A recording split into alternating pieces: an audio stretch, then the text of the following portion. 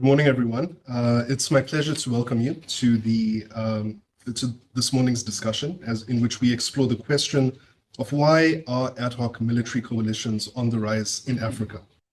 The establishment and operation of ad hoc coalitions, or AHCs as we will refer to them, are arguably one of the most consequential developments that have come to define Africa's contemporary peace and security landscape. Often operating outside the formal institutionalized conflict response structures under the auspices of international organizations like the United Nations, the African Union, and the various sub-regional economic communities. These autonomous arrangements, created at short notice with short-term and narrow task-specific mandates, challenge our conventional thinking about international conflict response and conflict response across the African continents, and are in many ways emblematic of the current state of the international order. So our discussion this morning will take aim at these issues, particularly focusing on some of the underlying reasons explaining the reliance on AHCs, such as the multinational joint task force against Boko Haram, and the disbanded Group of Five joint force, amongst many others, which are used by state actors in Africa. We'd also be focusing on whether AHCs are a response to the waning effectiveness of institutionalized responses, multilateral responses, and peace and security interventions across the African continent, and whether the rise of these coalitions are in some way reflective of broader trends in which we see state actors increasingly pursue international cooperation outside of the formal institutionalized multilateral settings.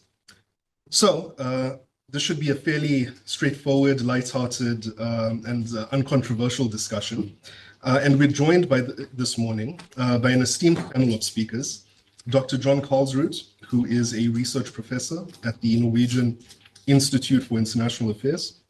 John is also a co-principal investigator of the Ad Hocism Project, which examines the role of ad hoc coalitions in global governance. We're also joined by Dr. Michelle Small, a lecturer in international relations at the University of the Witwatersrand.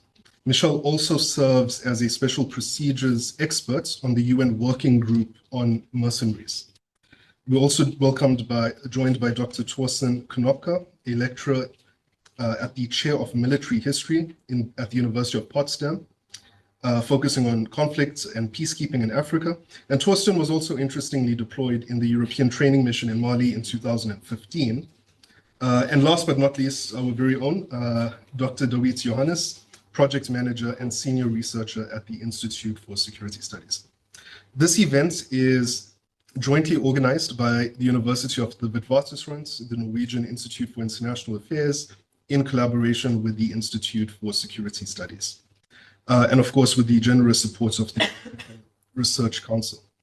My name is Priyal Singh. I am a senior researcher at the ISS, and I will be facilitating today's discussion. And again, just to point out, this meeting is being recorded. It is being live streamed, and a recording will be archived on our website. So again, Chatham House rules do not apply. Colleagues, before we jump straight into the discussion, I would first like to welcome our Executive Director, Dr. Fonte Akum. It's my pleasure. Fonte, please, the floor is yours. Thank you.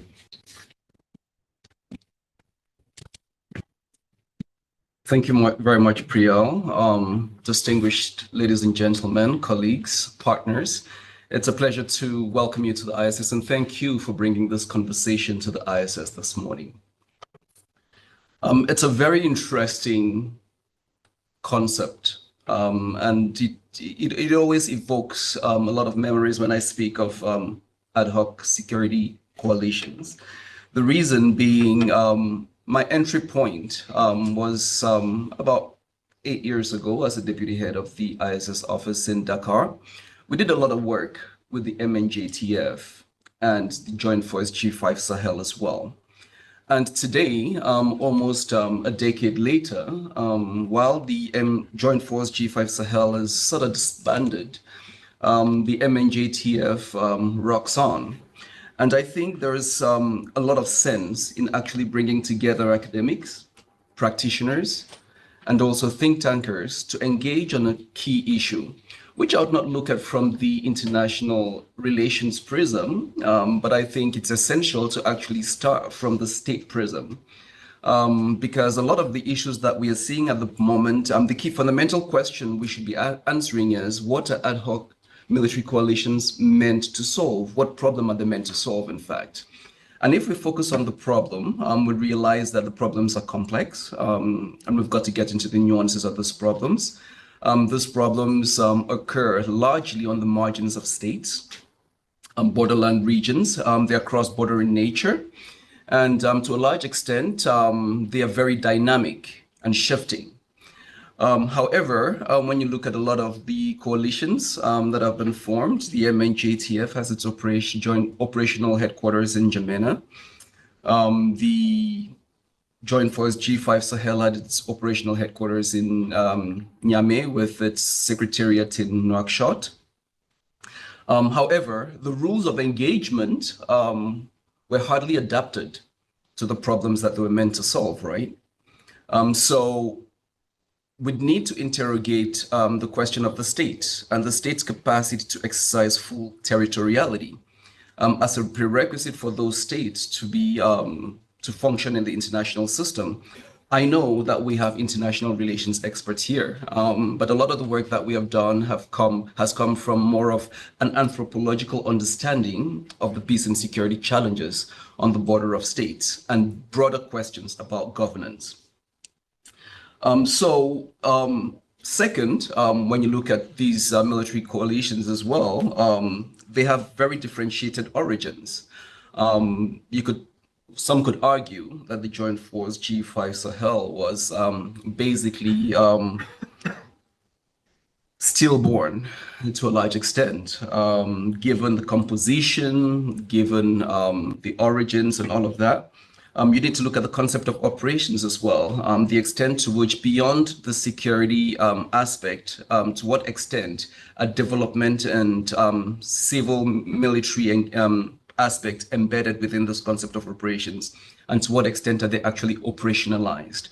We find that to a large extent, the military operations often run far ahead of the other civilian components of these missions. And of course, it leads us to sort of a complex reading of the spaces within which they occur. The fact that the issues that they're dealing with are constantly shifting and are embedded within local dynamics. You just have to look at the context of local conflicts, transnational organized crime, and violent extremism in the Sahel region, which has spread and which currently is spreading, well, I would not say spreading, but it's already interconnected to more of the coastal states in West Africa as well.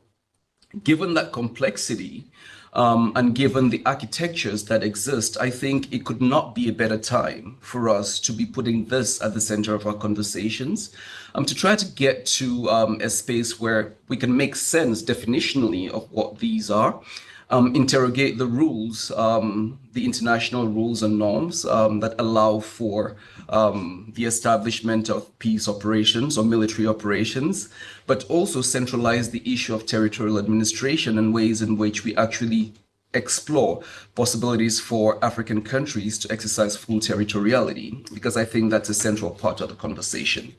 Ladies and gentlemen, I think you're better placed than me to address many of these issues. I suspect that we'll get out of here with more questions than answers. And if we get out of here with more questions than answers, it would just be great enough, because that gives us sort of insights into what we should be exploring, how we should be exploring it methodologically, and possibilities, entry points, further entry points for practitioners, think tankers, as well as academics. Thank you very much, and I wish you a very robust conversation. And I apologize in advance that I will not be able to stay through the entire conversation, given that I have other engagements as well. But thank you and welcome to the ISS. Thank you. Thank you very much, Fonse. I think you've really set the stage for us.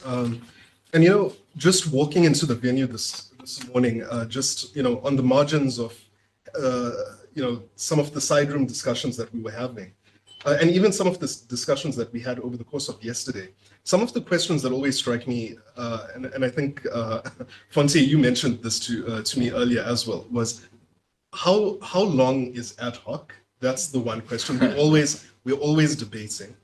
Someone else, another conversation I shared with another one of my colleagues was, why do we call SAMON, the South African mission in Mozambique, or SAMI or the mission in the DRC? How do those definitionally fit within this concept of ad hoc coalitions? And again, like the discussion we were having on the MNJTF previously, which has been an ongoing operation, has become quite formalized, has become quite deeply embedded with the regional, sub-regional organization there, also within continental structures. So just to sort of the discussion, I think we'll return to the most basic question, and I'll turn to you, John, because I think you're well placed to help us understand this. But what exactly? I think, and it's an unfair question, I know, but I think just to kick off our discussion, what exactly are ad hoc coalitions? Are these a new phenomenon, or have we been actually dealing with these for years and years and years, just without a proper frame of reference or analysis? Thank you so much. I think until we started this project, they have mostly been defined in kind of a negative sense, what they're not. So if you look at research on international peace operations, the data sets that you have there, they are monitoring, institutional setups. And then, for example, in the Stockholm International Peace Research Institute's data set, ad hoc coalitions is the rest category. It doesn't have any definition. It's just where you lump everything that you can't put under an institutional framework. Similarly with other data sets that have been developed on international peace operations or security operations. So still, looking at the last 20 years or so, the initial puzzle for us was what is really going on? There seems to be more and more peace operations or security operations out there that doesn't really fit within the frame, and we need to look at this more carefully. You actually shared a definition that we use in your introduction, but just to repeat, we look at operations that have a task-specific mandate set up on short notice and has a limited time frame. And I think you can come at this definition from many angles and also try to pick at it because, for example, as you say, MNJTF fits quite well at the inception. Then it drags on, and now it has been running for quite a while. You could say almost that it has, in a way, created an institution, although not set up in the African standby force in the APSA, but the LCBC, which was this kind of the Lake Chad Basin Mission. It was this slumbering organization that was used to kind of institutionally anchor the MNJTF, has perhaps become more of an institution over the years that the MNJTF has been provided with resources over time. I guess I don't know how long I should talk now, but please just stop me whenever you want to. But it's also interesting to think a little bit about the kind of the setup where we see these coalitions becoming a more attractive option. Why? I think since 2010, a little bit later, the appetite for the liberal prescripts of UN missions, for example, has become significantly lower on the African continent and maybe also elsewhere. There has been a strong wish to have a stronger national ownership and control of missions. So in that, these coalitions find a new home. They find support. Their funders might see that as a more attractive option. swift, effective, at least maybe in the short term, and so forth. But I think that we can return to later in the discussion. Thank you. Thank you, John. And just a follow-up question. I know you and some of your colleagues at NUPI have developed a data set looking at, trying to categorize and quantify and qualify these coalitions over the last couple of decades. Could you maybe just give us one or two key takeaways from some of that work that you've been doing on trying to categorize these over many years? Yeah, maybe a few things. There are coalitions have always been there. We have started our mapping after the Second World War, and with our definition, we have now 62 cases, of which, by the way, your previous question, semi-DRC and some are not included because they're part of the kind of the APSA framework, you could say. But they have many of the same features. So I think they're useful to discuss today. What else? There are different continents, mostly on the African continent. I think where we saw most coalitions was in Haiti, because there have been several. Yeah, thank you. Michelle, would you agree with that assessment? I know John mentioned this puzzle, right? So we always like to return to this novel empirical puzzle that confronts us when it comes to ad hoc coalitions. I know you've done a lot of work also on other alternative forms of conflict response, particularly on private actors, private military companies, and so on. Do you see any parallels or common threads between, our ongoing work on ad hoc coalitions and some of the other work that's gone on when we look at private military companies or security companies? Sure, thanks, Priyal, for that question. And it's actually a conversation we had briefly yesterday. Let's start with what the data is telling us. And I wish we had the slides from yesterday. When you look at the data, so when you look at the data around ad hoc coalitions, and here I would like to argue that, private military companies, which occur along the spectrum, for all of those who will argue they shouldn't be in the conversation, but private military companies are a typology of ad hoc coalition. So, to come to your definition, task-specific, limited time, short notice, rapid response. And I would add a couple on here that we spoke about yesterday, crisis-driven and bypass institutions.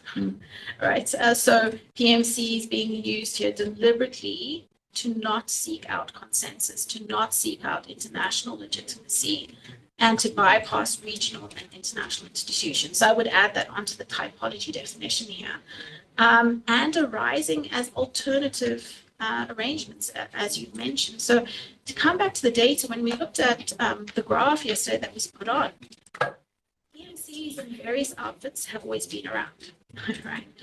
But if we look at the crisis points, so the 1990s, where you showed a big increase in terms of coalitions, you can see the same with PMSCs, right? In response to civil conflicts, particularly on this continent.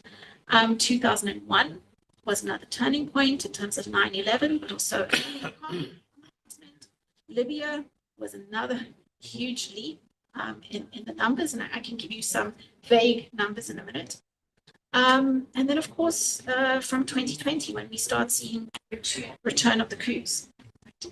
And, just to give you some snapshot figures that is taken from Ari Swede's data, if you look in the 1980s, there were less than 200 mercenary outfits, what the AU calls irregular militaries, what we can term here PMC outfits. Less than 200. 1990s, that rose to about 500. Between 2001 and 2006, you're looking at between 600. 2012 to 2020, we're looking at about 1,200 different private military companies that you can choose to hire as an alternative security arrangement. And I think you can populate that trend line in conjunction with ad hoc coalitions, state-to-state ad hoc coalitions, and then the trend in conflict, the shift in conflict, coups. An important thing about PMCs here is also the emergence of PMCs from different territories. Given my role, I don't want to mention countries or cases, as this is ongoing engagement, but we're seeing emerging powers establish private military company entities that act in concert with their foreign policies elsewhere, often in conjunction with natural resource extraction. And so, yes, it is an alternative that is operating alongside state-to-state ad hoc coalitions and in response to some of the dynamics that we've spoken about earlier. Maybe just a follow-up question is, why is Africa such a fertile environment for all of these conventional, but also all of these alternative ad hoc modes of conflict response? Private military companies, ad hoc coalitions. It seems, Africa in particular is just a particularly fertile environment for the proliferation of these kinds of entities. What is your reading of that? What explains? Because there's other regions of the world similarly, that have governance deficits and dealing with similar challenges. But what is it about Africa specifically that you feel makes it such a conducive environment for these coalitions, private military actors, and so on? No small questions, right? Conflict would be the obvious one to start with. And again, you could overlay that data with the growth in conflict over time. So it is a supply-demand equation that, again, we spoke about yesterday. Governance deficits, the failure of liberal peacekeeping that we've spoken about. One that we are not really considering, and I think perhaps briefly touched on by the executive director, is the multi-layered dimensions of insecurity, right? So it's not just a conflict. These conflicts are transnational, they are trans-border, they're linked to transnational organized crime in terms of arms trafficking, arms proliferation, in terms of smuggling of natural resources and resource extraction, in terms of illicit financing, in terms of piracy, right? So it's not a singular conflict that we're dealing with, but these layers that are linked beyond borders in terms of conflict. And I think what we always forget here is local grievance, right? There are historical local grievances that are, go back colonial, pre-colonial, but it's really embedded the socio-economic grievances that all of these military solutions have not been able to address, right? Fundamentally human rights. And there was that famous quote, by the UNHCR, talked about Sadako Gato, today's human rights abuses are tomorrow's refugees, right? So it turns into a different problem that you then deal with. Shifting conflict that was briefly touched about.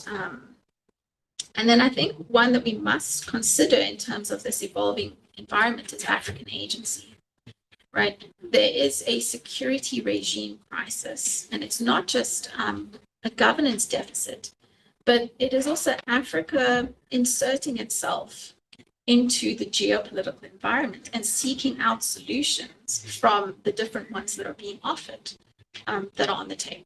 Yeah, thank you. Thanks. And I'm going to turn to you, David. We've heard about, the multi-layered nature of conflict in Africa. This is a complex conflict environment that stretches across multiple regions, the Sahel, into the Horn, into the Great Lakes region, and so on. So we are absolutely dealing with a complex nature of conflict that's playing out in Africa.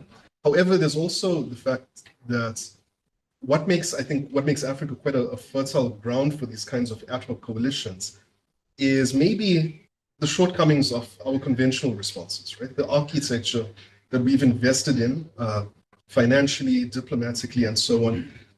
I'd be interested, given your work, I'd be interested in hearing your assessment on, what are some of the key challenges, especially surrounding AU peace support operations, the APSA itself, stabilization missions, and so on.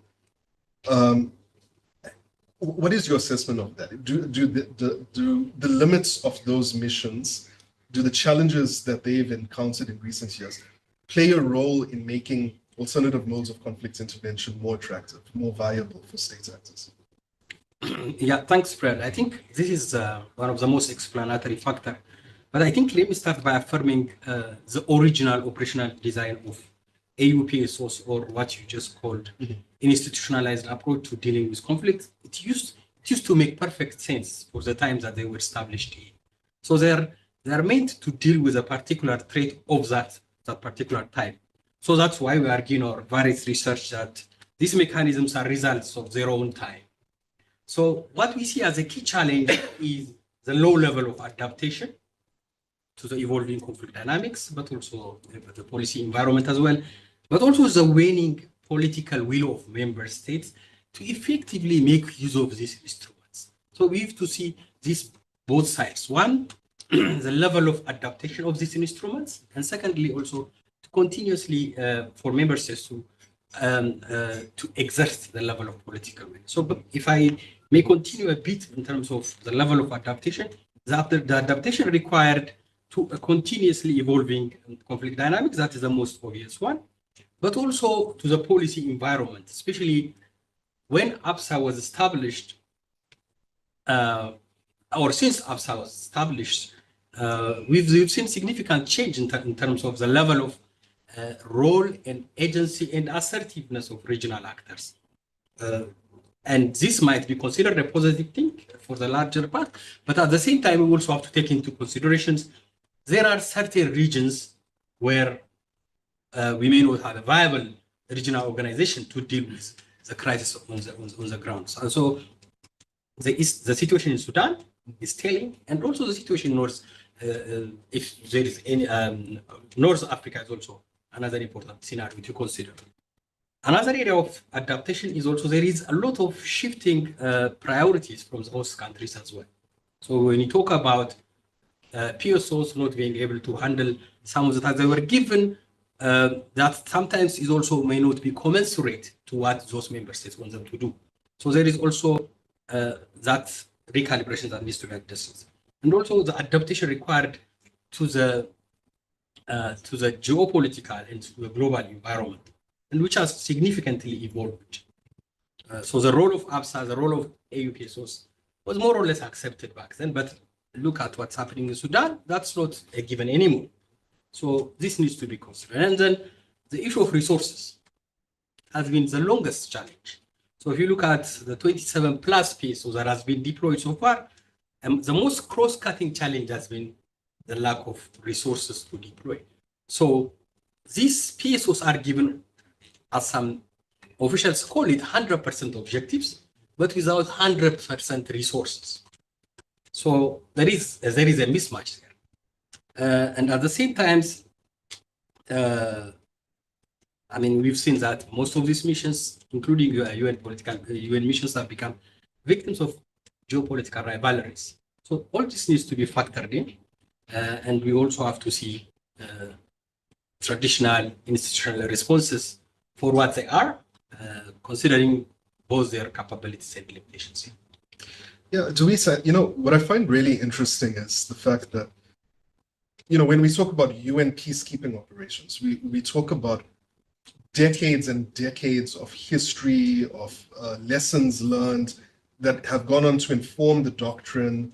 And similarly for AU peace support operations, there's been years and years and years of practice, lessons learned that have gone on to refine the way the AU conducts its operations, conducts its business. But yet we also see, as time has gone on, there's been this complete waning of political will on the part of state actors, in growing dysfunction within the multilateral decision-making bodies responsible for mandating and authorizing and, recognizing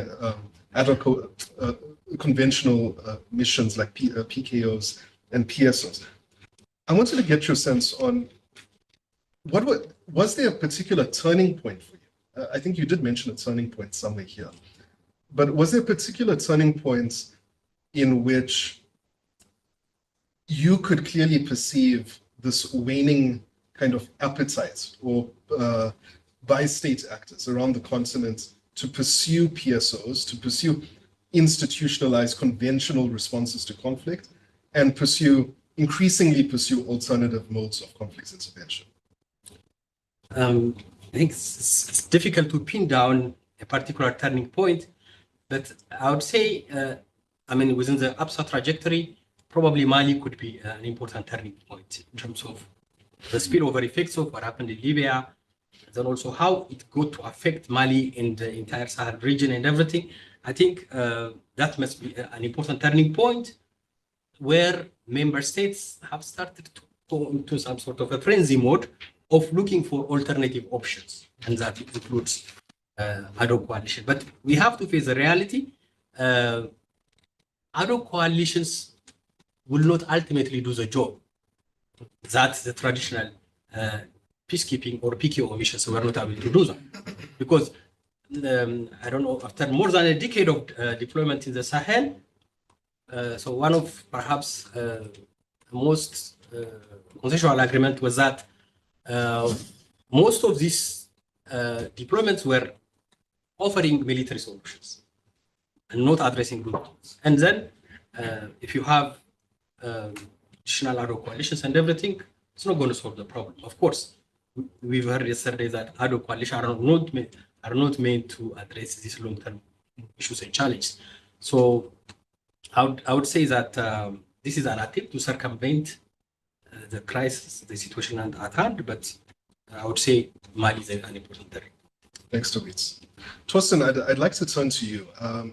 Noting John's earlier comments around the definition of AHCs and some of the broader debates we're having on what constitutes an AHC, what doesn't constitute an AHC.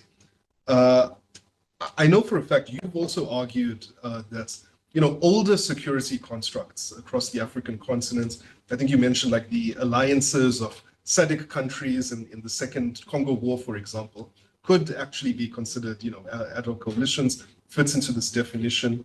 I'd be interested in hearing your views on why more modern ad hoc coalitions, actively seek out, international recognition or try to, particularly distinguish themselves from being seen as coalitions of the willing.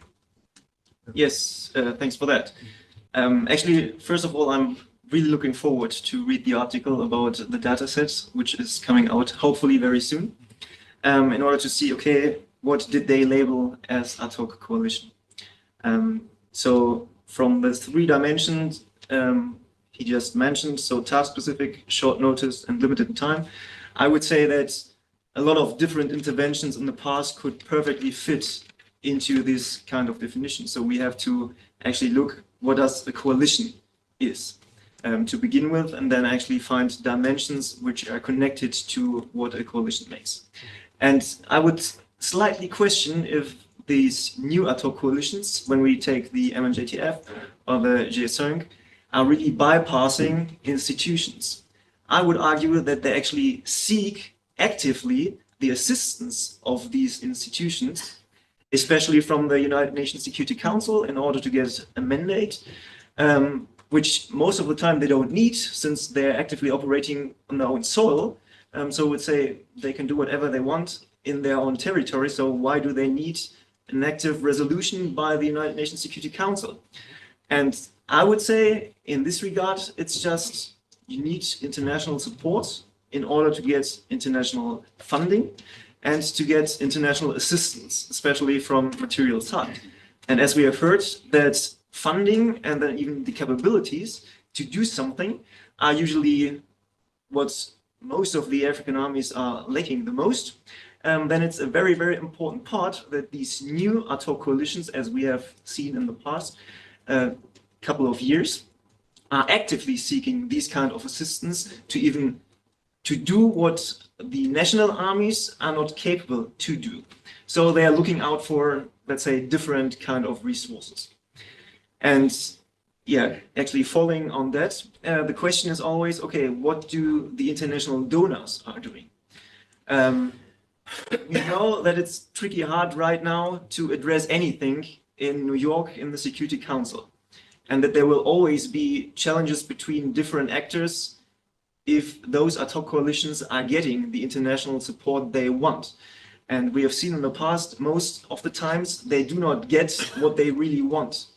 It's just a mix in the middle, again, because it's interest driven, not only by the states who are in the ad hoc coalition, but even of the states who are actually should fund or should legalize those coalitions. I find it so interesting, you mentioned the fact that, these coalitions actively seek out international recognition and pursue, even at times, a mandate from, actors on the UN Security Council or the AUPCN Security Council. But it's a bottom-up approach as opposed to a top-down approach. And also, it's kind of preempting a decision in a way, because you take the action first, then you seek out the mandate later, or the recognition or the endorsement later. Torsten, I wanted to get your thoughts on what effect this kind of post hoc endorsement may have on the fundamental principles that underpin peacekeeping, for example. Not a small question, but I'll hand it over to you. Actually, a very, very tough one to answer. I would even jump a little back, so to look at from a historian perspective. So in the last 30 years, especially the West Europeans and North American countries, they heavily invested in capabilities in different African nations, actually to build up capabilities of the different African militaries. And actually to use them in a foreseen structure, as we have heard in the APSA, with standby arrangements. We know that most of the time standby arrangements, they do not work. I mean, it's not an African issue. We can see to European Union, for instance. The African Union is more or less mirroring the European Union as far as the standby forces is concerned. And we know that the European Union battle groups, they were set up to actually do certain things, and they were never used. And I would say they will be never used because there's always limitations in the countries putting their soldiers in, and they always want to have the last say in it, if they are going to deploy it or not. So giving out of hand is what countries do not make in this case. And going back then to these ad hoc coalitions, for the international side, sometimes it makes sense. And actually, we shouldn't be surprised that African actors are making use of the capabilities which were grown in the last 30 years. So I would say it's not surprising at all that we see these kind of arrangements. And I would even say that it's kind of norm or standard that we see ad hoc arrangements and not the deployment of the APSA. Nevertheless, these kind of international legitimation, which comes after. I mean, if you already have set it up and then you're just seeking the recognition, it's already in place. So actually you just put a little more pressure on the other actors on the other side to actively support you. Because especially for the Western European states, we were very much interested in what's going on in Western Africa. So we had an interest and we were heavily pushing. So the French, we as Germans, actually we hosted a lot of conferences to set the MNJTF and the G5 up. So it was in our interest, and then to seek even the additional support from the complete multinational institutions. But if we see, there was always a gap that those countries who are setting up the ad hoc coalition were not getting what they really wanted in the end. And I think we have to focus a little more on that, why we didn't supply or supported them in the way they wanted us to support them. Thanks. John, I want to take that point on the limits of the EU battle groups, for example. Is that something you see parallel the challenges we experience with the ASF, for example? Yeah. The initial kind of setup or puzzle that drove us to start this project was actually work that we did on parallel work, an edited book on battle groups, African Standby Force, and the NATO high readiness. Can't remember the whole name. And they had in common that they were very rarely, if ever, used, like you said. But we said that we saw that the kind of the institutional products, the interoperability, training, etc., that was always used. So we called it institutional exploitation. You take the products, but not the frameworks. You kind of bypass that. So that drove us to do more research into this.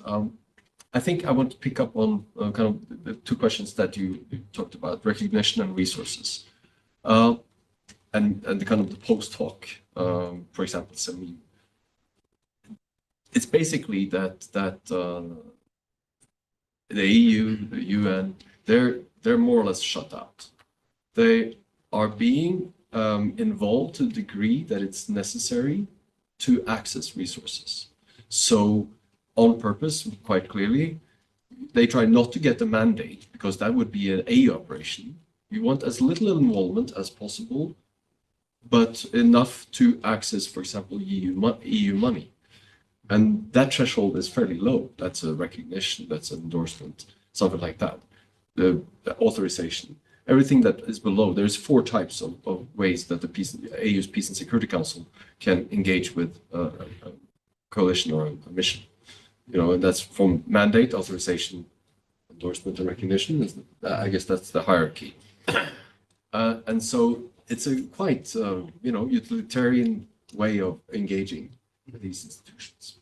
Now, with the whole discussion, and maybe I'm jumping ahead now, around UN Security Council Resolution 2719, this, I think the African Union at least hoped that this could change, that there would be set up a mechanism for predictable, sustainable funding for African-led peace operations, peace support operations.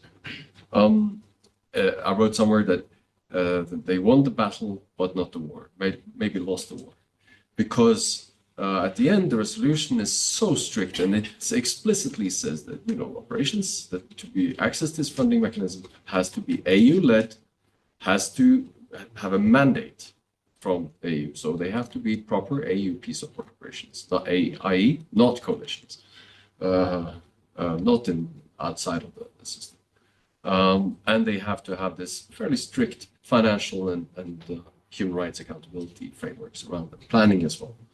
So quite a lot of requirements. So I don't think it's going to be put to use, really.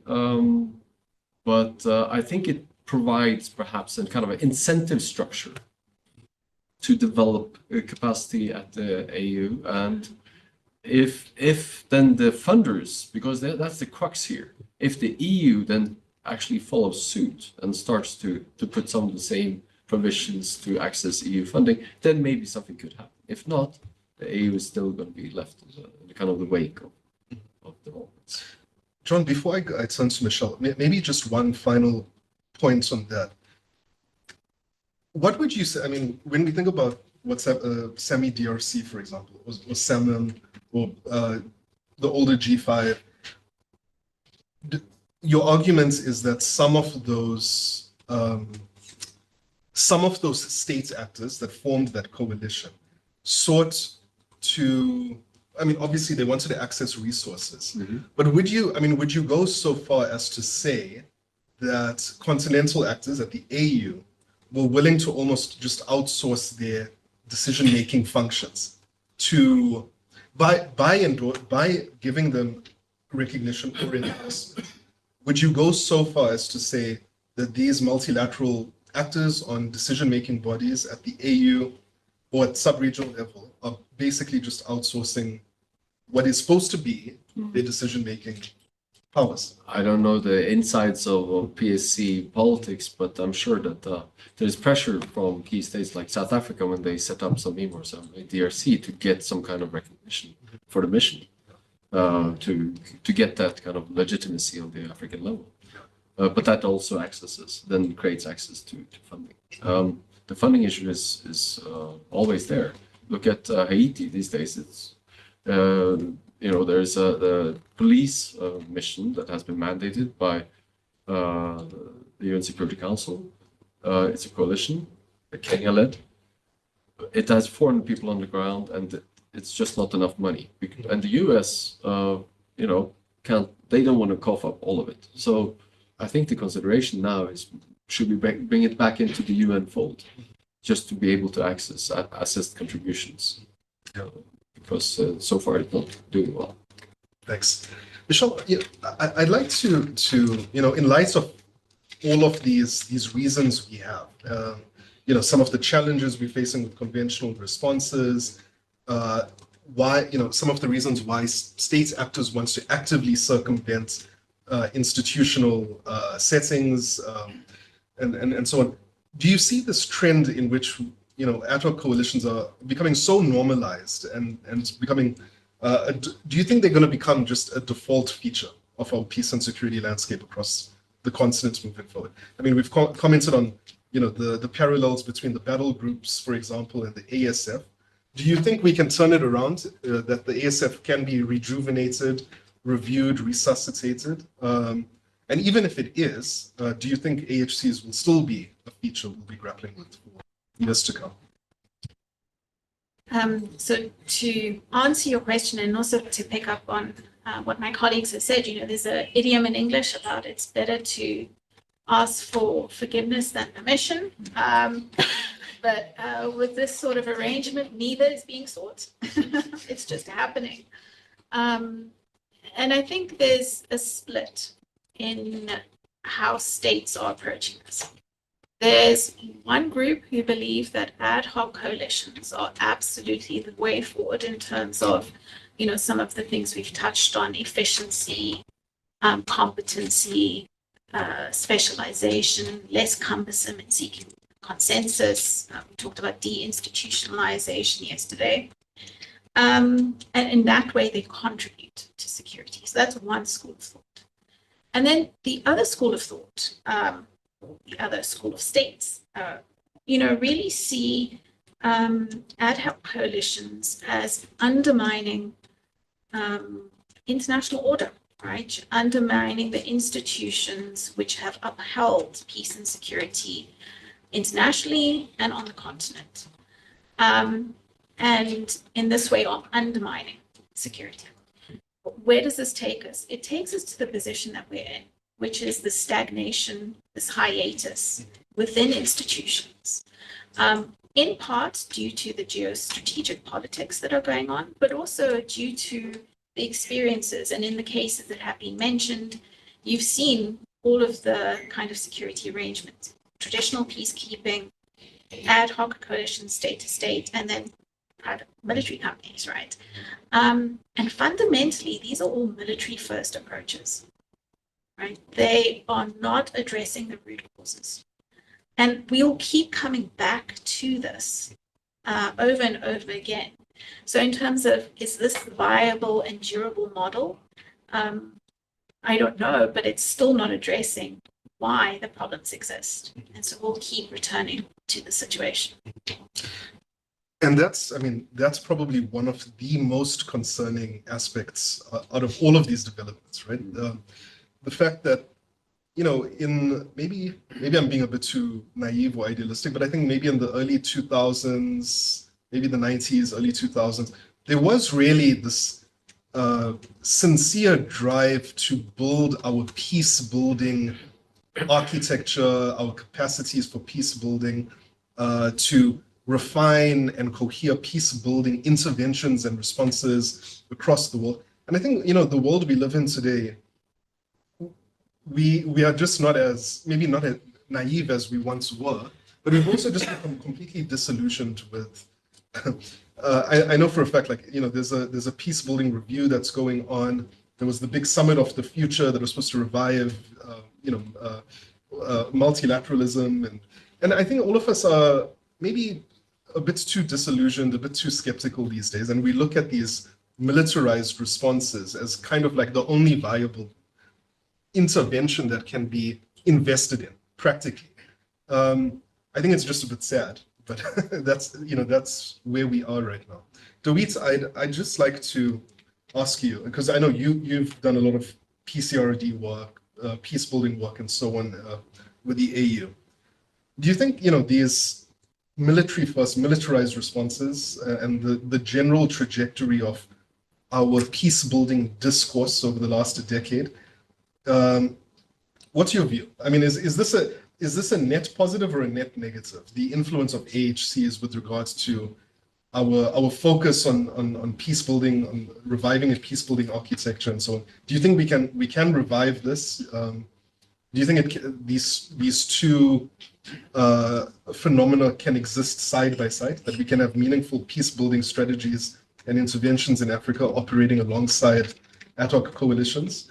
Or maybe even to complicate things further, can all of these normative frameworks relating to addressing root causes and all of it be attached and operate alongside ad hoc coalitions? Yeah, there is a lot to unpack in this question. But just to start with what you just mentioned about the AU's experience or Africa's experience on peace building, on PCRD, by PSC's own admission, the PCRD remains the weakest link. Peace building remains the weakest link. And that's an observation that could also be extended to a much more global level. So that's why there is a lot of movement around revising the PCRD policy after 20 years or so. So we have now a new PCRD policy for the continent, which has been adopted by the Assembly.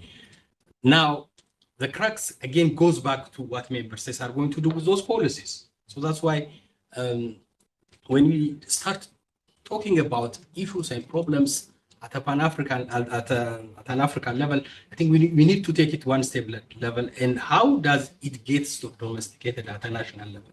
So this applies to most of the countries have a national peace building infrastructure, for example. So these are the questions that are pertinent to ask. But in terms of the relationship between ad hoc coalitions versus institutionalized approach, I'll be borrowing from what I heard yesterday.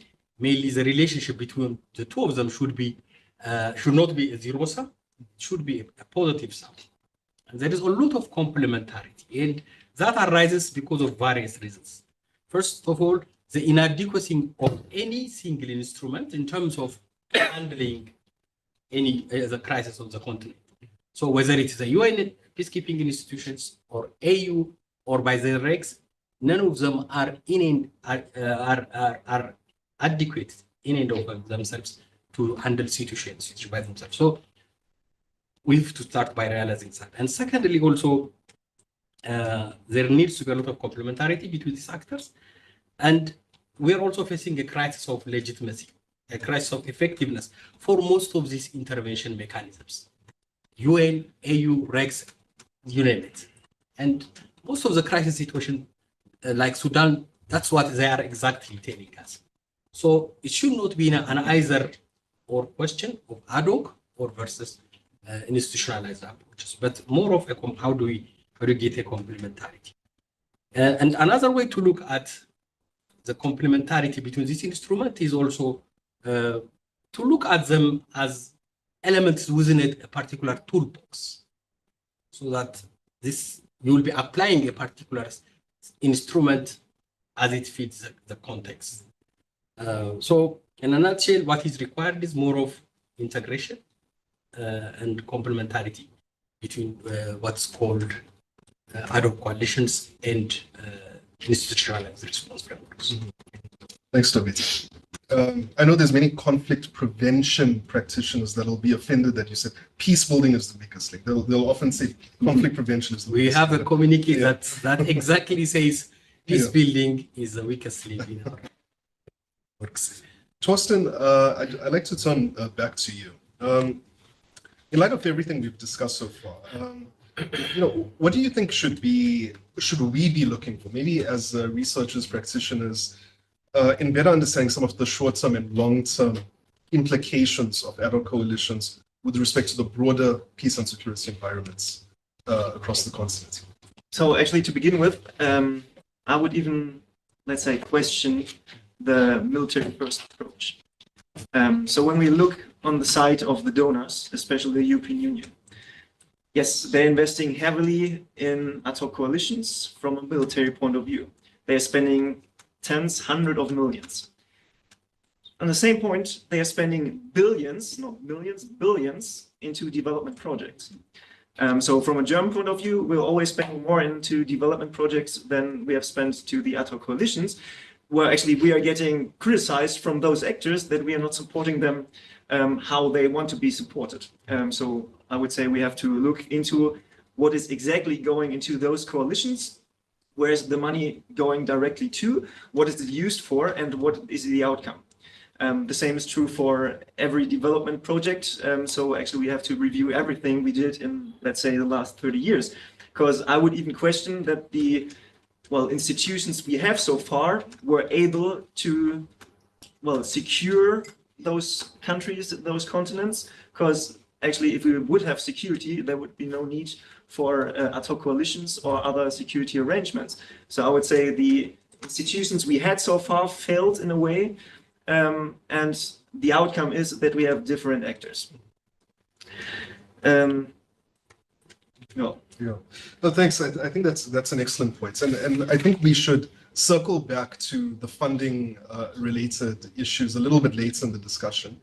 But before I open the floor to the audience for questions from the audience, I think I'd just like to pose an open question to any of you who'd like to respond.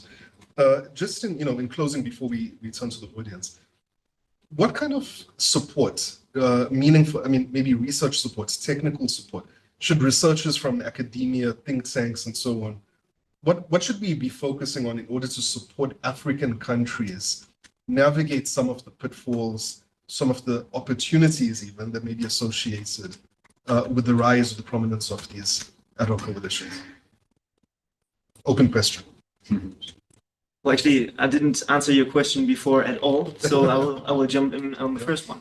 So from academic point of view, when we see hopefully the list of the ad hoc coalitions we had so far, we should definitely focus actually what was the outcome. We have seen they are set up, they're task specific. So we have to ask, actually, did they fulfill this task?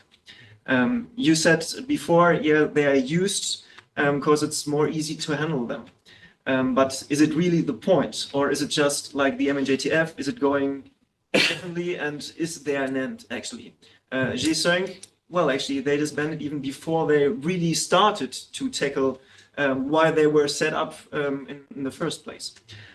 So even to frame ad hoc coalitions, if they're a positive side or if they have more disadvantages, actually we have just to compare, okay, what is history telling us? Were they successful? Were they a good tool to address security issues? Or did they most of the time fail because due to other constraints? I would say as an historian, actually we have to look in this a little further, then we can adapt to what's going on now. Absolutely. Alex, any further inputs on that? Alex? Yeah, I think much more research is required in terms of understanding what is the level of adaptation required around our institutionalized frameworks. Because there is no other alternative than going the route of institutionalized response frameworks. Because the absence of institutionalized approach to mediation or peace processes is what got us also into Sudan, the crisis that we are seeing in Sudan. So we cannot try to circumvent ourselves from these situations of avoiding the institutional part. So one would be, how do we adapt APSA? We have a standing communique, PSC communique 1163, which requests the AU Commission to initiate a review of APSA. No, it's been a year, more than a year and a half. So how should that process should happen? And kind of some sort of research is required around that. And secondly, also, we have an upcoming, for example, review of the Africa Standby Force concept. So research around that also, that informs the actual process of reviewing the concept. And then also, how do the ad hoc coalitions and the institutional approaches be better integrated? So these are where academia, think tanks can also come in terms of doing a much more practical research that goes also at the level of the continental level. Yeah. So, to pick up on that, it's also about revisiting the regulations, the conventions, the principles, the norms, because I think what we are skirting around is what this all means normatively, and what implications this has for international order. And, we're really not talking here about human rights. We're not talking about respect of international humanitarian law. And what does this all mean in relation to the rise and continued use of coalition, whether it's state to state or whether private military companies. So the AU are engaged currently on revising and closing some of these regulatory gaps.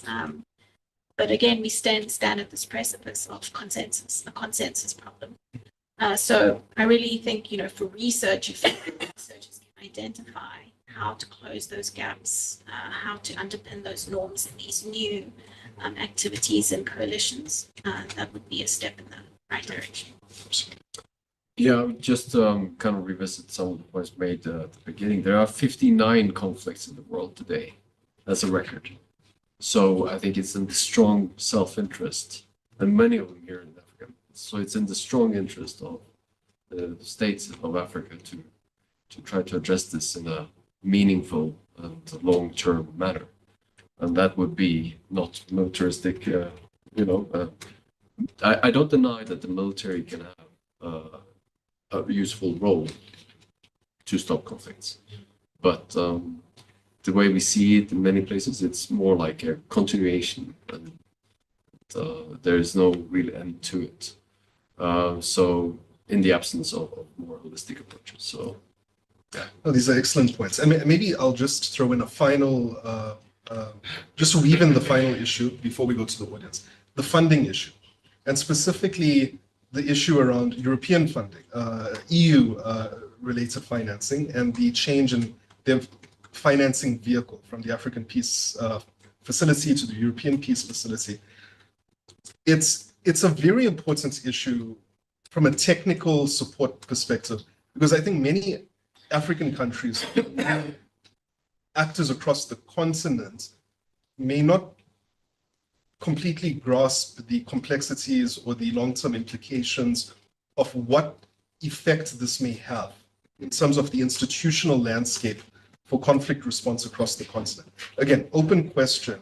I would love to jump in. Okay. This is an issue that we came over when we did field work in Jamena, looking at the MNJTF together with my colleague here, multilateral. And it was really interesting to us to dig a bit deeper into this. So when the EU shifted from the African Peace Facility to the European Peace Facility, money to the MNJTF no longer had to pass through the African Union. A lot of the money could go directly to the MNJTF. Money is power. So this really shifted, the balance, the scales between the African Union on the one hand and coalitions on the other. So now you don't really need that high level authorization anymore. Recognition seemed to be enough if you look at the Samim later on. And that also, when money is shifted in that way, it also shifts kind of institutional development of capacity, of capability of the African Union to support and to set up and run peace support operations, I think, in the long run. So this is critical, and I think something that the EU should consider because of the long-term consequences. As we called it in our paper, deinstitutionalization. So it contributes to not only this, but the whole, the presence of coalitions, phenomenal coalitions. Money can't be two places at the same time. So when money is shifted, that could build down the capacity of institutions. Thank you.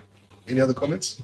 Yeah, actually, we have to ask ourselves, why was this change made? And I think actually it goes directly to support those ad hoc coalitions, because what those ad hoc coalitions need is speed. And the process before, actually, they weren't made for speed. So it took ages, let's say, to really get the money from point A to point B and then actually do something with the money. So the European Union had to change something in order to support those constructs. And then additionally, So from a donor point of view, we like to have concrete plans, actually to plan years in advance how we support African militaries, for instance. But those ad hoc coalitions, they do not have the time. They need support and equipment now. So actually, the donors had to change something. That's what they did. And in addition to this, I mean, what's now available? What we have seen, for instance, with the European Union training mission in Mali, where were the limitations? The Malian side, they always stressed, we want to be trained with weapons you are supplying, and actually we are going together into the field. But the European Union, they didn't want to actually accompany the Malian soldiers into the field, and the European Union during that time was not able to support them with lethal equipment. This now changed with the European Peace Facility. We have seen that in Mozambique for the first time, they got some kind of lethal equipment. And actually it addresses the needs, I would say, of ad hoc coalitions. But we have to wait and see in the future if the European Union is really willing to make use of these new tools that they have in order to support those actors who are willing to act here on the African continent. Just to jump in, I wouldn't disagree with your point. I think it's an important point that the EU wanted speed, and the AU was, perceived to be, and maybe also really quite cumbersome and bureaucratic. But due to some important reasons, because they are put under financial scrutiny by the EU, so they were also, supposed to have really, strong systems that might take some time. So that's it's a Gordian knot, how to cut it and how to kind of put the AU back in the picture. It would take some thinking. Yeah. So speed is one aspect of it, but would any of you agree? Is it fair for us to say that the EPF was a vote of no confidence in the ASF framework?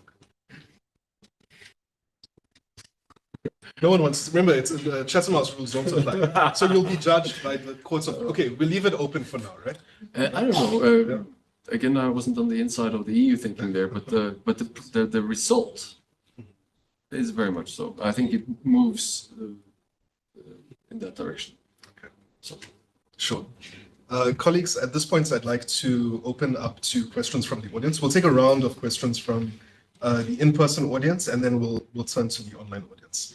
I recognize Piers, Christian, Liesel, and my colleague at the back over there. We'll go in that order. Thanks, Priyal, and thanks very much to the panel. I got two questions. One relates to a comment that was just made about lethal support by the EU to the Mozambicans. I'm curious to hear more about that, because we know it's been pushed for by the Mozambicans for some time. Even the former EU Commander General Pires was advocating for it in May this year. I've not seen anything about how that is translating into practical support on the ground. Also, just in that situation, one of the things that some of us have been pushing for in Mozambique is that the EU could try and push for using Rwanda to do that mentoring in the field, because that's been a huge problem for the training program there. But there seems to be no movement at all on that, which may well be more to do with the Mozambicans.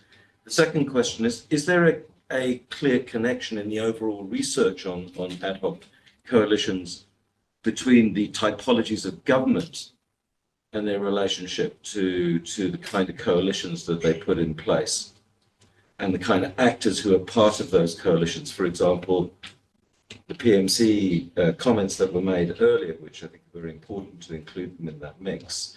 Are there particular types of governments that lean on PMCs, for example? Thank you. Thanks, Piers. Maybe we'll take Liesel's as well, and then we'll on that. Liesel? Okay, thank you. Thank you. Very interesting discussion, Priyal. I have a question to David about the AU doctrine, actually, but I just wanted to make two quick comments. I don't think the APSA, which normally needs to adapt, 20 years, we have a different peace and security landscape. It's not being undermined by ad hoc coalitions, I would argue. Because these ad hoc coalitions are linked to institutions. The MNGTF There's some of us in the room were at the African Union summit when the MNGTF was born. It was created through an AU initiative. Okay, now it's being undermined by the EPF, which is a political tool. If you speak to people in Brussels, they admit. And if you look at where the money of the EPF is going, it's very political. If you voted for the EU on Ukraine, like Kenya, you get funding. If you don't, etc. But I would say the APSA is undermined by bilateral, initiatives like the Rwandan deployment in Mozambique, because it's not linked to either, the AU, it's not linked to regional economic communities, which are institutions. I mean, we can't say that because SAMIM or SAMI DRC was endorsed after the fact by the African Union, that it is not, that it, I don't know how that undermines, it undermines the African Union, but it's not a non-institutional, not a multilateral, it's a multilateral deployment. So in any case, the tension between AU and REG. And Brielle, I'm also not sure if we can say there's a less of an interest by states to deploy. In fact, I think sometimes they deploy too quickly troops that go to Somalia and are killed in uncoordinated manners. I think there is a willingness. There's no funding. Look at SAMI DRC. South Africa sends 1,000 troops and with no funding, and they get killed. Okay, sorry for being too long. I just wanted to ask a question about AU doctrine, Resolution 2719, and Somalia, because David, the way I understand it, and you've all mentioned it, the AU doctrine is for holistic responses, multidimensional, looking at all the aspects of peacekeeping. And yet, which I think is wrong because, the AU can't do everything. You have NEP and all these others that look at economic root causes. But 27.9, then the AU came and said to the UN, okay, we can deploy small peace enforcement missions with a clear exit strategy. And I agree that's Resolution 2719 is very clear on that.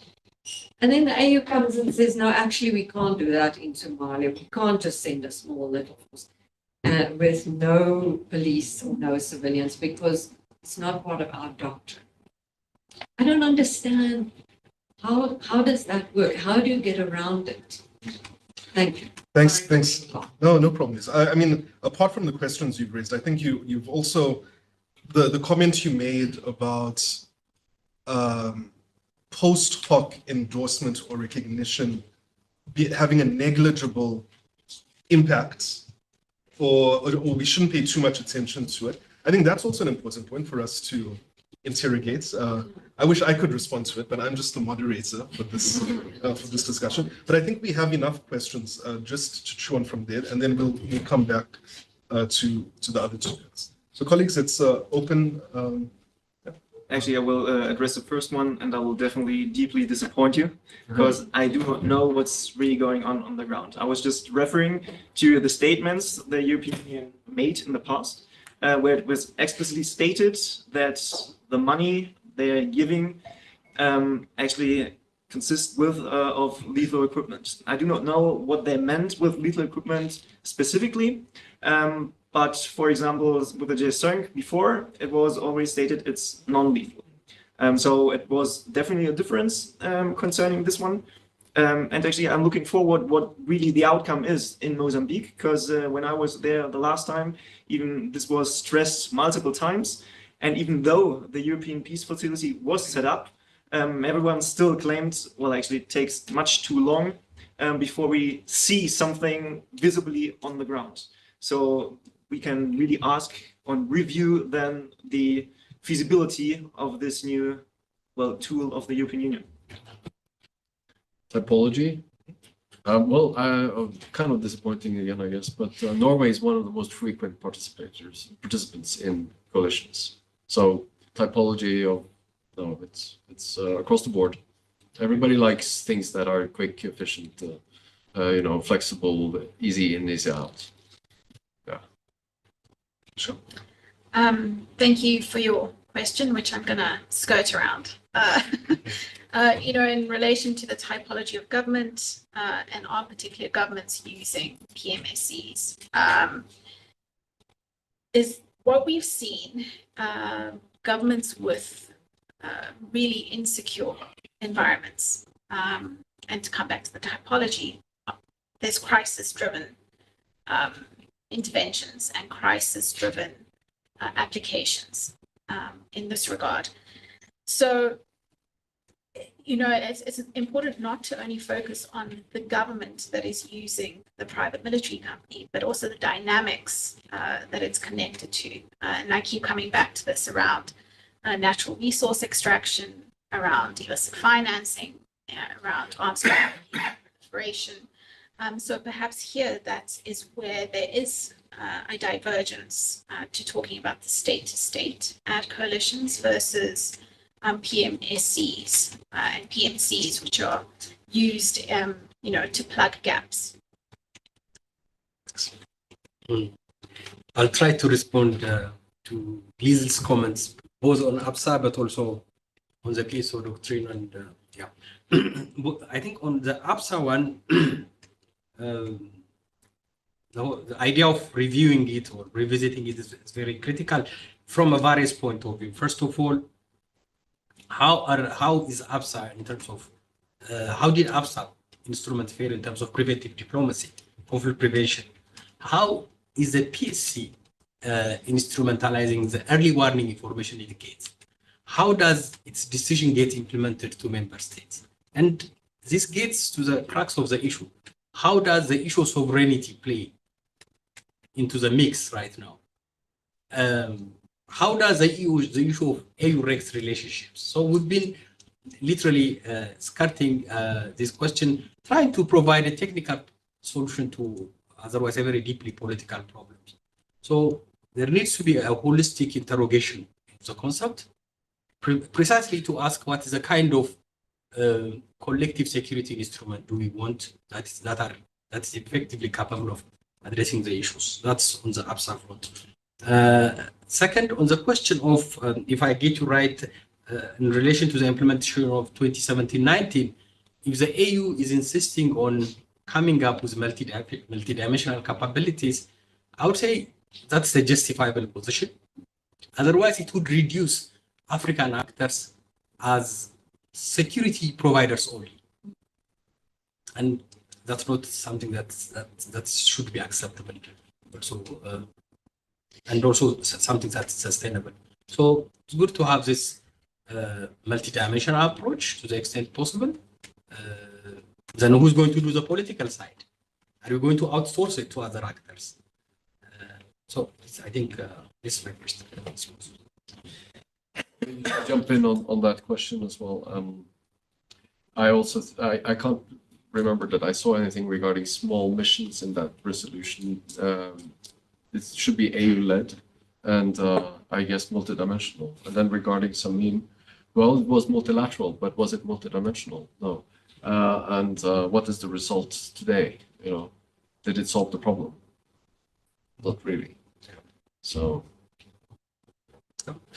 Okay, colleagues, we'll take the two more questions, but I'm extremely sorry, I can't help myself. But Liesel, you mentioned the Rwandan bilateral deployments may perhaps be undermining APSA. I'd just like to point out, in the sequence of events that occurred following that deployment, we could say that led to a coalescing or formation of SAMM, the embryonic phases of it, which later then led to a post hoc endorsement by SADC. So it's almost like rubber stamping the very same thing that, would lead to undermining the APSA. I'm not saying that's your argument, but there's a sequence of events that I think that we need to interrogate further, but we'll have that conversation after this as well. Next. Christian? Yeah. Thank you, Priya. I think there was a mention about the UN access contribution and the dynamics that it also has on the AU. But also, it's very good to also look at the AU Peace Fund, the impact it could have over time on whether there is ad hoc coalitions or not. I think it's good to look at that. I think Samin was also provided funds from the AUP's fund, same as the MNJTF as well.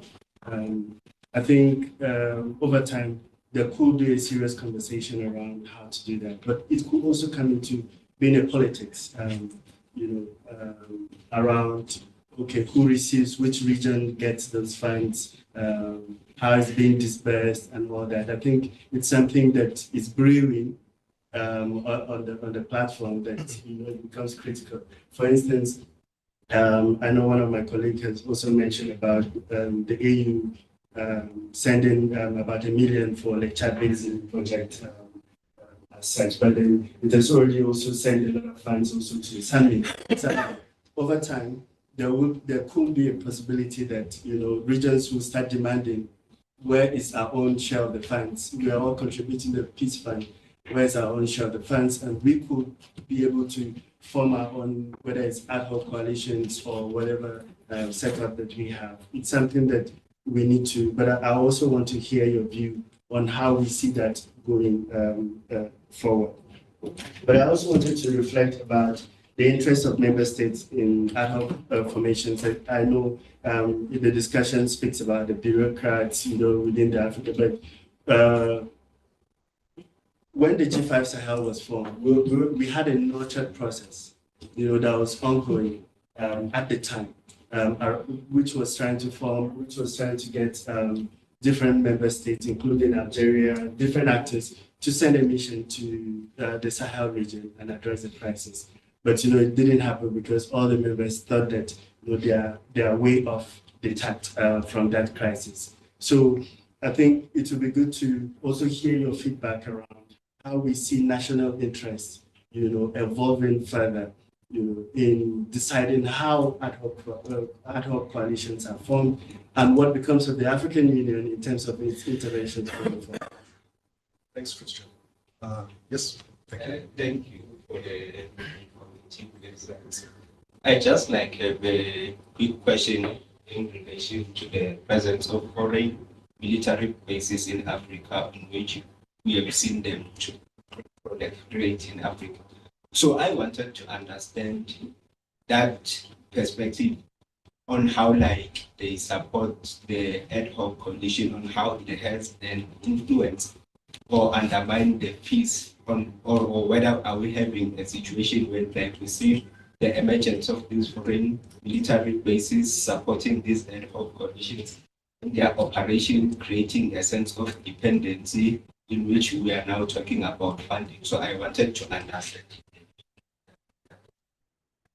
Thank you for that question. Maybe I'll just also attach to that question, foreign interference by external actors in general, because I think, Michelle, that also aligns to a lot of the work that you've done on private actors. So colleagues, with those two questions, let me open it up to you. Any order that you'd like to tackle them? Any takers? Sure. So if I can use my liberties here to just make comments on some of the questions that were raised, but maybe not directly relevant to me. On funding, under-resourcing and underfunding of missions can be seen as pushing governments to seek out other, security arrangements and security solutions, one of which are PMSCs, right? And, we've talked about the 2 case studies where that has happened, from peacekeeping mission to private military company to an ad hoc coalition to a private military company, now to a bilateral deployment. So I think it is important to center that in the conversation. And if I could pick up on the sovereignty comment, I think it is important to look at how states use sovereign washing, legal washing, corporate washing in justifying their use of ad hoc coalitions or justifying their use of private military companies.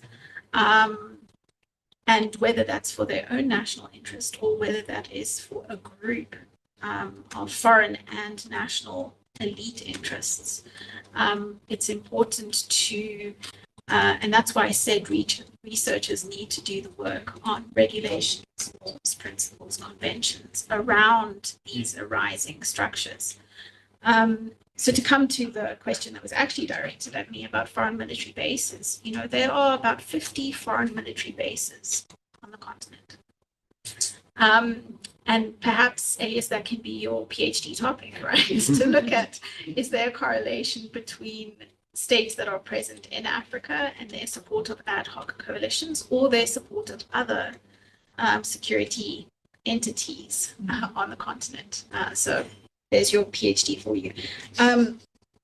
But it's an important question about this connection between foreign presence and particularly private military companies in Africa.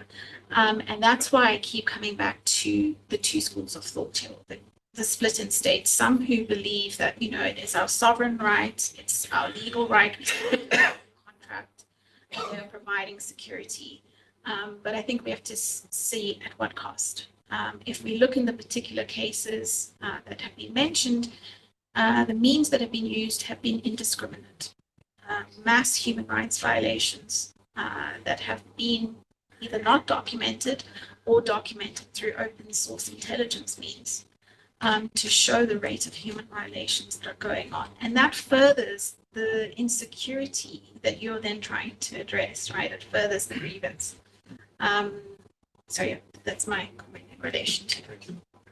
Any other takers? Short one on the Peace Fund. I think it's a great development that it has been set up.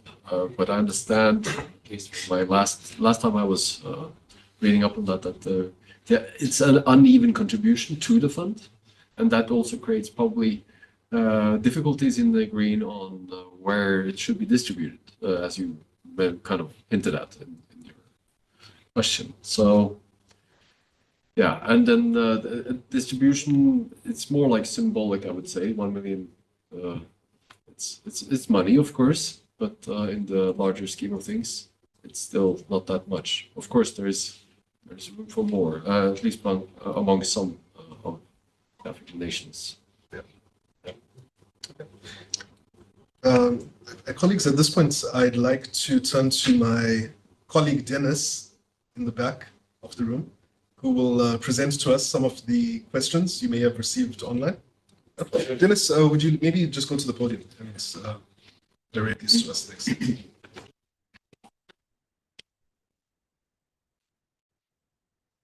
So, colleagues, we received 6 questions so far. And the first 3 are to all the panelists, so perhaps we can start here. The first question is, would the panelists mention some specific examples of these ad hoc coalitions so that we can separate them from formal alliances or regional interventions arranged under Chapter 8 of the UN Charter? The second one is, how do ad hoc coalitions differ from more formal operations on rules of engagement and other operational frameworks?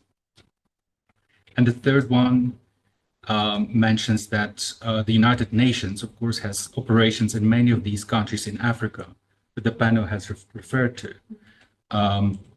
So the question is, how will the security environment change in the next few years? And will we have to invest more time and effort in establishing relationships with these state-sanctioned military entities?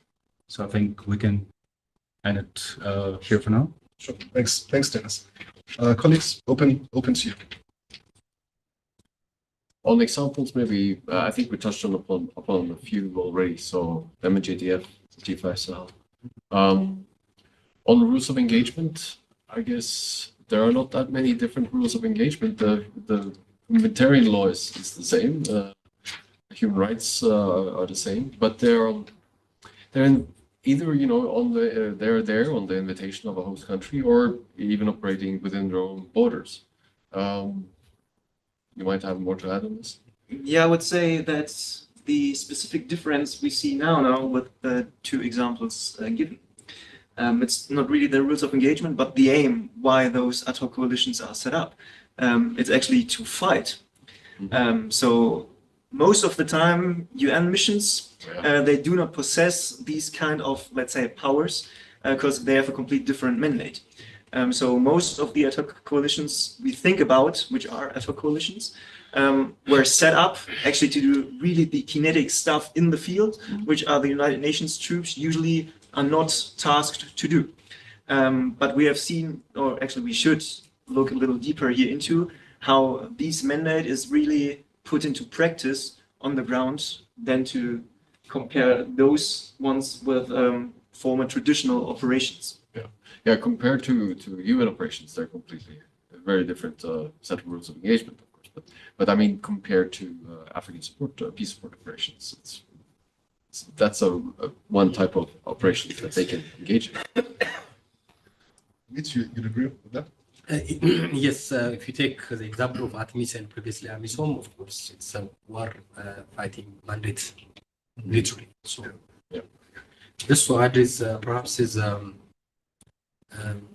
host governments are directly involved in these other coalitions, usually, and that also includes that they have also some say direct say on the command and control, which is different than UN peacekeeping missions.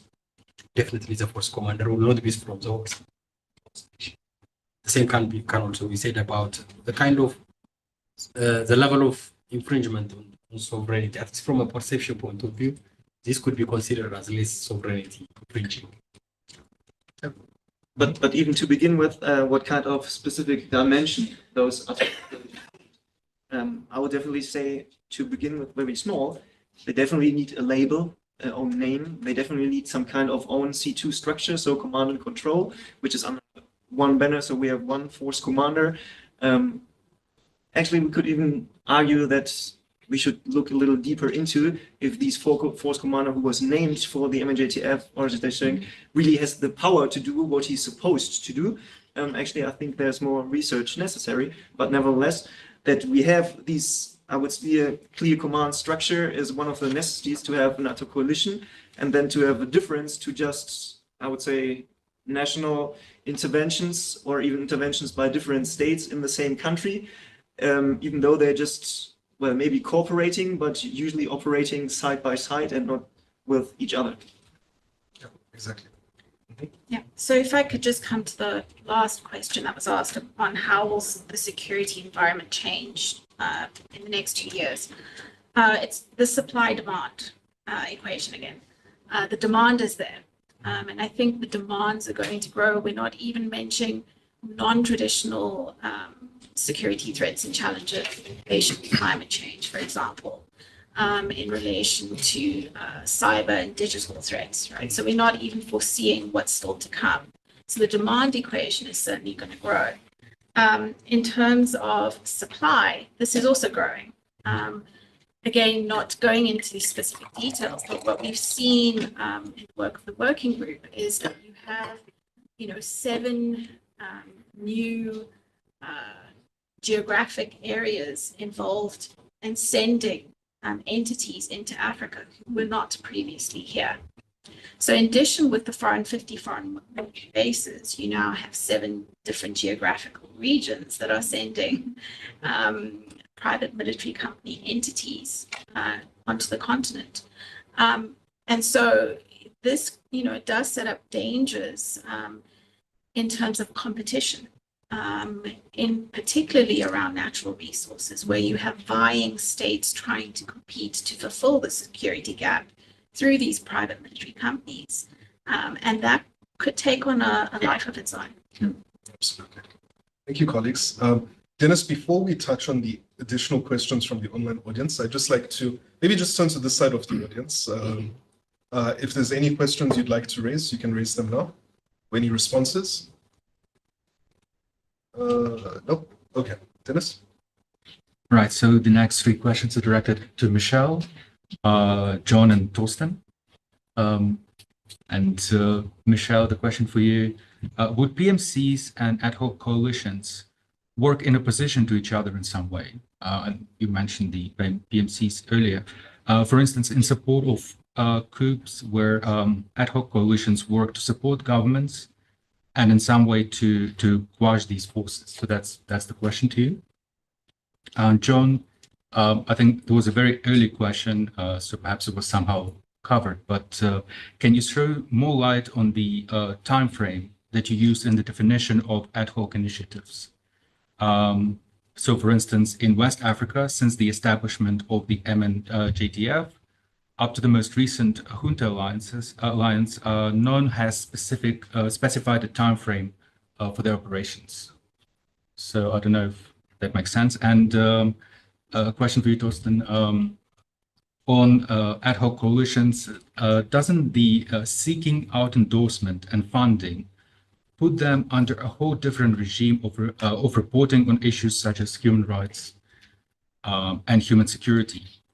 Is that, and do you think it's necessarily in their interest, since they primarily operate militarily? These are the questions. Thank you. So colleagues, maybe let's just run down the line, I suppose. Torsten? So basically, yes, to begin with, and that's the point you already stressed. So having some kind of international support, international legitimation, usually makes you a little more easy to criticize how you act in the field.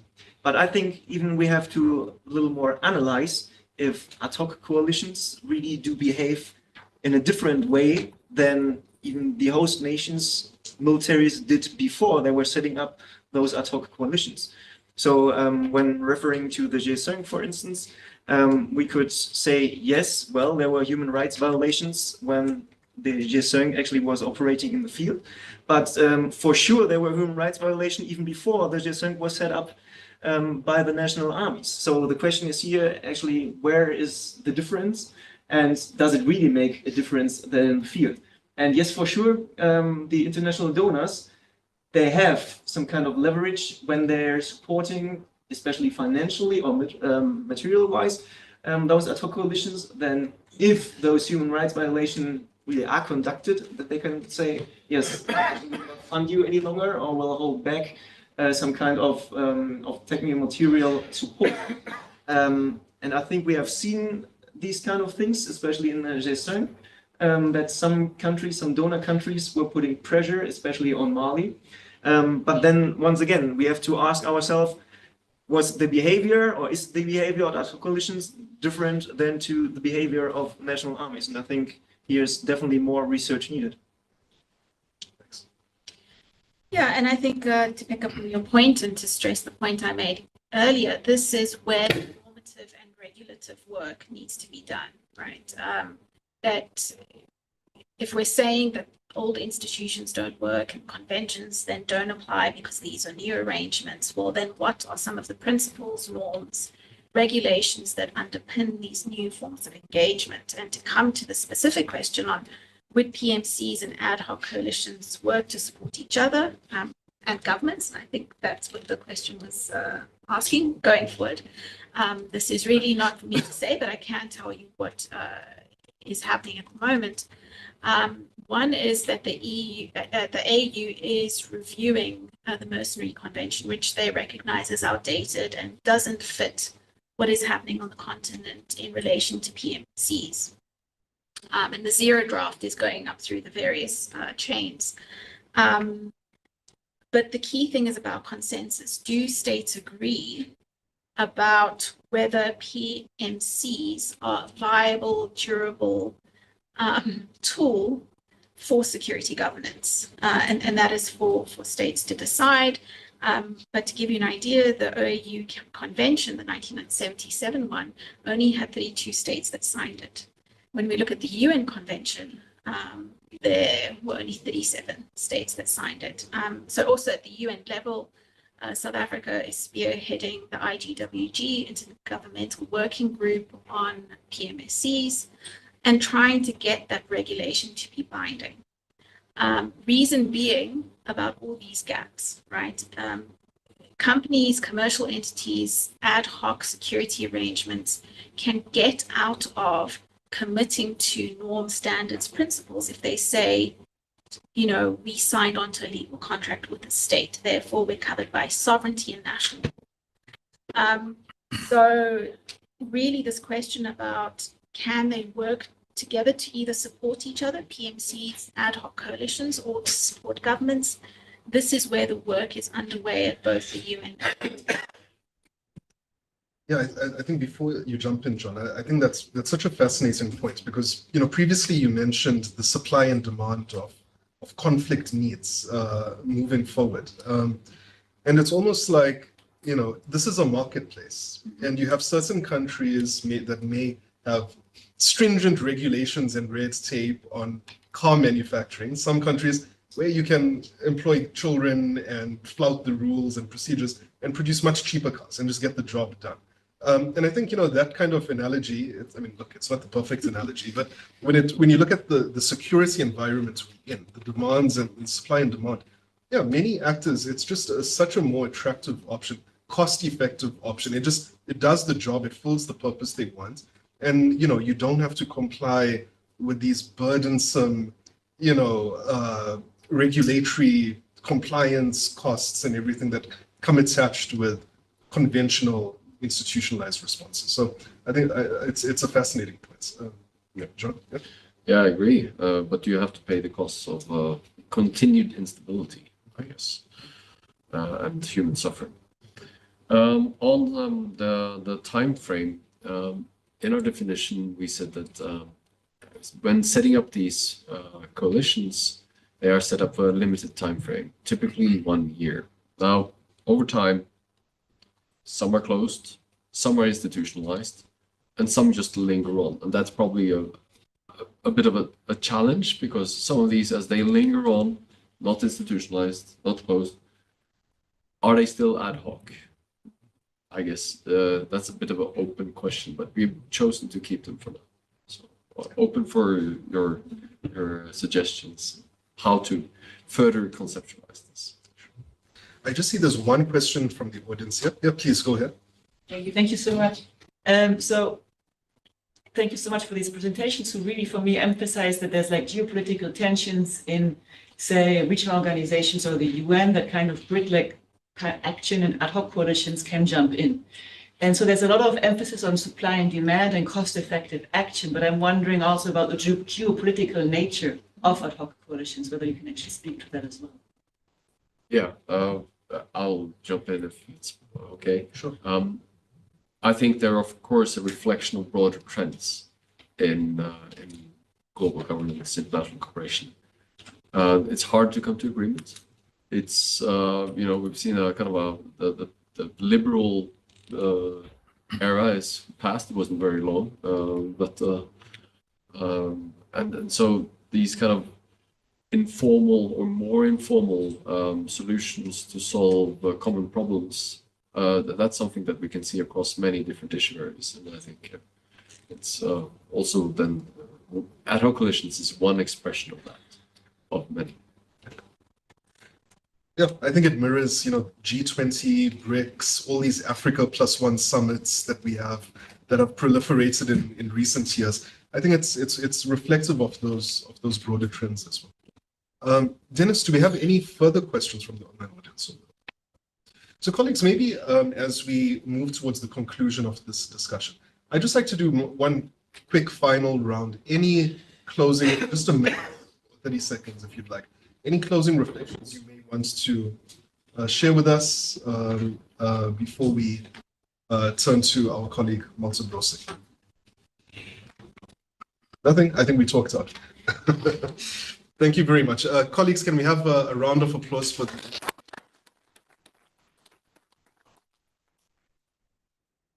at this point, I'd like to turn to Professor Malte Brosek, one of the organizers of this event as well, for a few minutes of yeah. Thank you, Malte.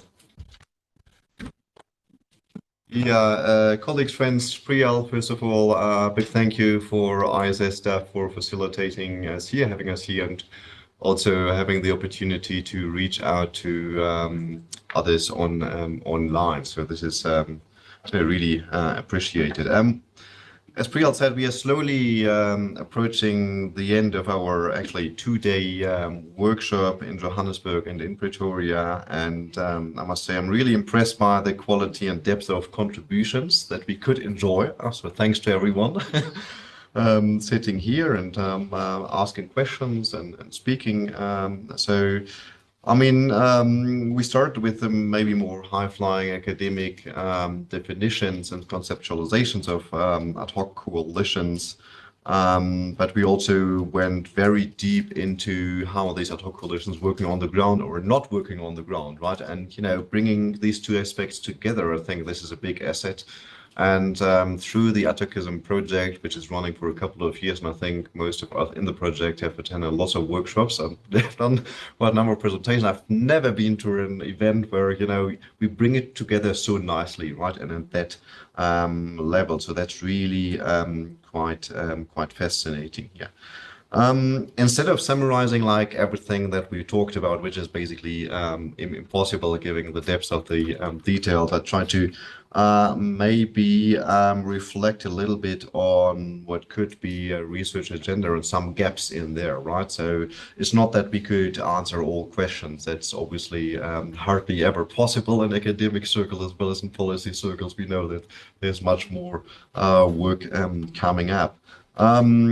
What I find fascinating with the ad hoc coalitions as a research subject is certainly that on the one hand, you know, you can link it up to global governance trends. And Priyal, you just mentioned BRICS Plus and so on, meeting right now, and in Russia, G20 and other formats.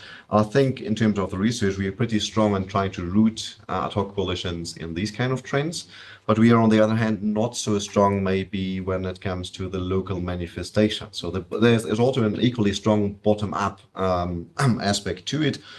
And yesterday we talked a little bit about the known unknowns here. So what actually drives these initiatives at the geopolitical, at the local level? I think there are also lots of different dimensions to it. And one of the dimensions, certainly the crisis dimension on the ground in the different African societies, right? So how do we understand them actually? Because they are also one key drivers here why we have ad hoc coalitions. One thing is clear, ad hoc coalitions are here to stay, right? So they are not going away. But I think we don't really have a full understanding of what consequences they bring about. And again, different levels we should talk about. And I think yesterday we started talking about it, but you know, we also hit like a pretty hard wall. For instance, you know, what are then success indicators? So, and you know, are ad hoc coalition actually really better than the old style peacekeeping operation or peace enforcement?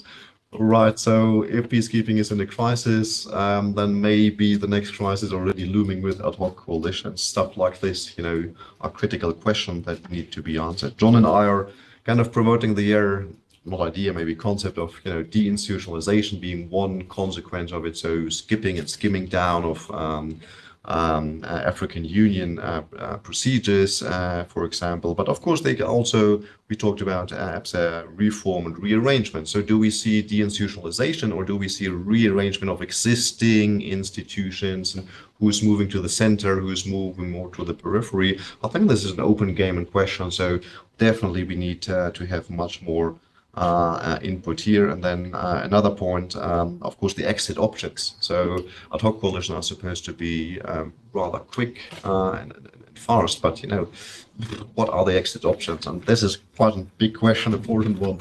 A very last point, I kind of, you know, a few mentioned it, you know, we're speaking about crisis response tools, but you know, we haven't really spoken about the different crises that actually that made it necessary to respond.